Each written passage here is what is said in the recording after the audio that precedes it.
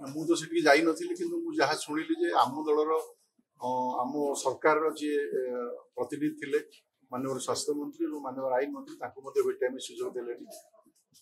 ନବୀନ ବାବୁ ହେଉଛନ୍ତି ଓଡ଼ିଶାର ସମ୍ପତ୍ତି। ନବୀନ ବାବୁ ସମସ୍ତେ ବ୍ୟକ୍ତିଗତ ଭାବରେ ଭଲ ପାଆନ୍ତି।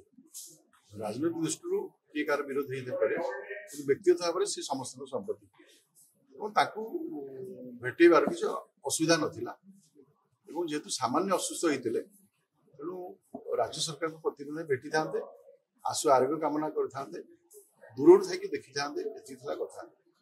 ତେଣୁ କିଏ କାହିଁକି ଅଟକେଇଲା, କୋଉ ଉଦ୍ଦେଶ୍ୟରେ ଅଟକେଇଲା ଏବଂ କାହିଁକି ଓଡ଼ିଶାବାସୀକି ଅନ୍ଧାର ରଖିବା ପାଇଁ ଯୋଜନା କରାହେଉଛି ତା ସମୟ କହିବ, ଲୋକ ପ୍ରଶ୍ନ ପଚାରିବେ।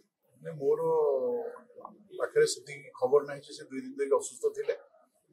ଯଦି ଅସୁସ୍ଥ ଥିଲେ ତାଙ୍କୁ ତୁରନ୍ତ ନେବାର ଥିଲା, କାହିଁକି ତାଙ୍କୁ ଅଟକେଇକି ରଖିଲେ ସେ ବିଷୟରେ ତାଙ୍କର ଯିଏ ଅଛନ୍ତି ଅଧିକାରୀ ସେମାନେ କହିପାରିବେ। କିନ୍ତୁ ନବୀନ ବାବୁଙ୍କର ସ୍ୱାସ୍ଥ୍ୟ ପ୍ରତି ଓଡ଼ିଶାବାସୀ ସଚେତନ ଅଛନ୍ତି ଏବଂ ଆମେ ସମସ୍ତେ ନବୀନ ବାବୁଙ୍କୁ ମଧ୍ୟ ବ୍ୟକ୍ତିଗତ ଭାବରେ ଭଲ ପାଉ ଏବଂ ତାଙ୍କର ଆଶୁ ଆରୋଗ୍ୟ କାମନା କରୁଛି।